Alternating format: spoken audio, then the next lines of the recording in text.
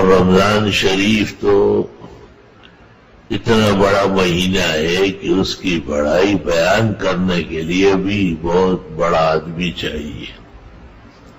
ہم جیسے کمزور طالب علم بیمار کسی کام کا نہیں ہے. اس میں 3 عبادات بہت توجہ کی ہے. ایک تو فرض روزہ، ان سے نقصان نہ پہنچے، اور یہ بڑی عظمت اور تقدس کے ساتھ ادا ہوتا رہا. دوسری رمضان شریف کی جو خاص نماز ہے 20 رکعت تراویح مع الوتر، یہ جماعت کے ساتھ ہو، ہر رات کو آخر رمضان تک ایک جیسے رہو. اور تیسری دعاؤں میں مشغول ہونا.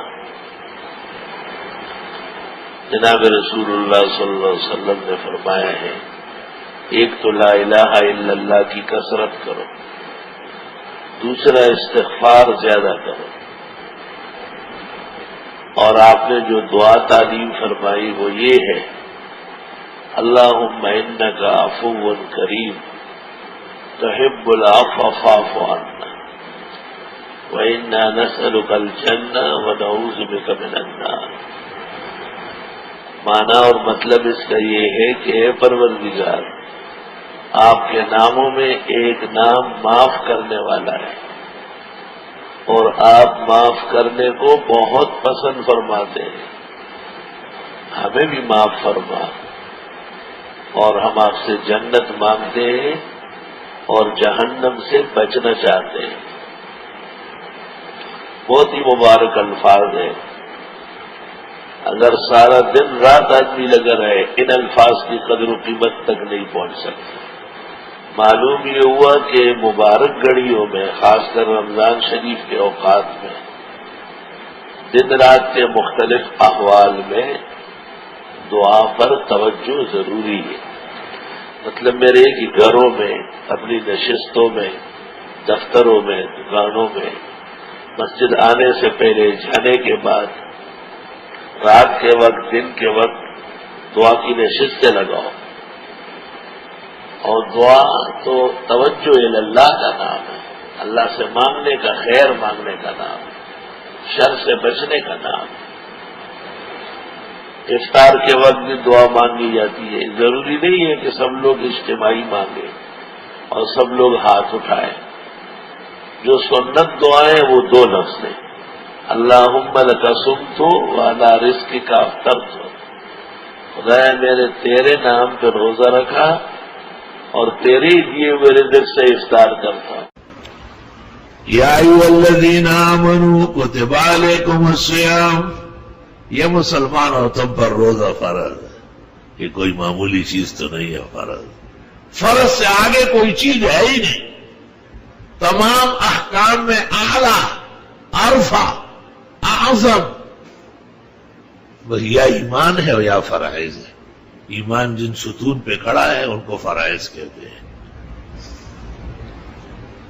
فرائض بہترین ہے، ایمان قوی ہے. فرائض کمزور ہے، ایمان ہل گیا ہے. اللہ تعالیٰ ایمان کی کمزوری سے محفوظ فرمائے. اور اللہ تعالیٰ کے احکام میں تسلی ہوتی ہے، تشفی ہوتی ہے. جیسے کسی کو آپ کہے کہ انجیکشن لگاؤں گا تو آپ کہتے یہ تو لگتے ہی کہتے کوئی خاص بات تو نہیں. دیکھو کتنا فرق آ گیا.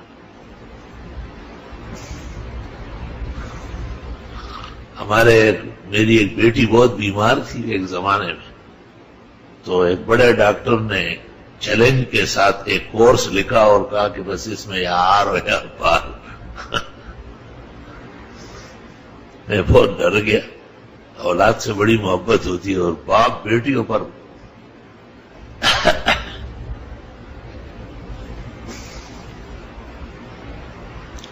تو ایک چھوٹے ڈاکٹر جو ہمارے جان و جگر ہے، ڈاکٹری میں تو چھوٹے ہیں لیکن اخلاص میں بہت آگے، وہ آئے خیریت میں. اس نے کہا ایسے ہی بڑے آدمی ہے، کچھ بھی نہیں، میری ضمانت میں لگاؤں گا، کچھ بھی نہیں ہوگا. دیکھیں ذرا ان کے کلام میں اور اس کے کلام میں فرق کتنا ہے. چنانچہ انہوں نے خود وہ انجیکشن پورا کیا اور وہ بھی ہماری عمر بھر کے لیے صحت مند ہو گئی. تو اللہ کے کلام میں بھی تسلی و تشفی ہے. کما کتب علی الذین من قبلکم، تم سے پہلے امتوں پر بھی روزہ فرض رہا ہے. بغیر روزے کے کوئی مسلمان نہیں رہ سکتا، اور بغیر روزہ رکھے کوئی جنت جا نہیں سکتا ہے. لعلکم تتقون، تمہیں خلاف سے بچنا چاہیے اور تمہیں تقوی اپنانا چاہیے. الحمدللہ، الحمد کا شکر والحمد. خدایا تیری خدائی مسلم ہے، خدایا تیری عظمت الوہیت مسلم ہے. خدایا آسمان و زمین و تمام پتے اور حرکت کے مالک و مختار صرف آپ ہیں. آپ راضی رہے تمام بلائیں ٹلے گی، تمام آفات واپس ہوگی، تمام خوشیاں اور کمالات نصیب ہوں گے. لکا منا والارشاد والحمد والجلال. لیکن جیسے اللہ کو خوش کرنے کے لیے خود اللہ نے رمضان کا مہینہ دیا کہ رات بھر تراویح پڑھو، ختم میں شریک ہو، خوب خوش رہو، وقت پر اٹھو، سحری کھاؤ. اب دیکھو قانون کی بالادستی دیکھے. میں نے کہا کہ میں سحری نہیں کروں گا، رات کو کھا چکا ہوں. تو میری ایک بیٹی نے کہا وہ سحری کھانا سنت ہے. یہ لوگوں نے خود بابو خورائی کرنا کنور سنی ابوس کا یو کجرو خورائی. بالکل یہی حدیث کا مضمون ہے. کچھ نہیں ہے، گھونٹ پانی پی لو، ایک گھونٹ شربت پی لو، دودھ پی لو، ایک کھجور چبا لو. لیکن انبیاء و مرسلین اللہ کے پسندیدہ لوگوں نے رات کے آخری حصے میں اٹھ کے روزے کی نیت سے کچھ کھایا ہے. اللہ کو وہ عطائیں بہت پسند ہے. اور پیغمبر نے کہا تسحروا، سحری کھایا کرو، فإن فی السحور برکہ، اس میں توانائی ہے. اللہ کا شکر واللہ. ہمارے کھانے پینے کے بھی آپ کو فکر ہے کہ ضرور کھاؤ.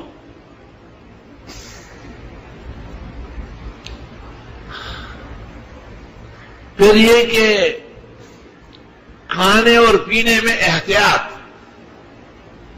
وہ 5 چیزیں جن سے تقوی بنتا ہے.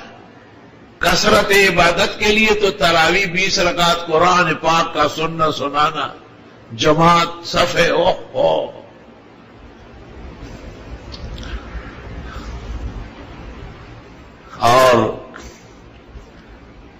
اوقات دیر تک جگا کے رکھنا. تو 20 رکعت تراویح ختم کر کے جب آدمی وہاں تک جاتا ہے تو 11 ساڑھے 11 بستر تک پہنچتے ہوئے 12 تو بج جاتے ہیں. مقصد شریعت ہے. مت سو رات کو، جاگو، بہت سوئے. ابھی سوئے یا نہیں سوئے، پھر وقت ہو گیا. وہی جروجی ہر ماخام اختر دے خود زری دے پیشمنی دے نارو شما. اور سحری میں پھر کوئی نہ کوئی دوست، شاگرد، گھر والے، وہی سحری تیار ہے. اب وقت بھی کم باقی ہے، آپ تو پہلے ہی جاتے ہیں. یہ پسندیدہ اعمال ہے. تو کھانے پینے کو کنٹرول کیا. صبح صادق سے غروب آفتاب تک کچھ نہ کھانا، کچھ نہ پینا. حلال منکوہے کے ساتھ بھی شہوت کی باتیں نہ کرنا.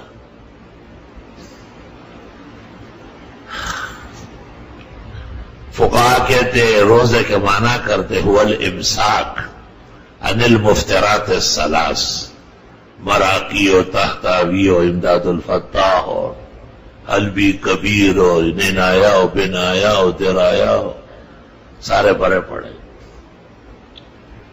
کھانا پینا وقاع یعنی جماع سے صبح صادق سے غروب آفتاب تک دور رہنا. فریج بھرا ہوا ہے ٹھنڈی بوتلوں سے اور سارے بیویاں لگی ہوئی ہے، ٹاک ٹوک کیے، افطار بن رہا ہے، یہ تیار. خبردار روزہ خراب ہو. روزہ قانون کی بالادستی ہے. اللہ ہر جگہ اپنی خدائی کے ساتھ موجود ہے.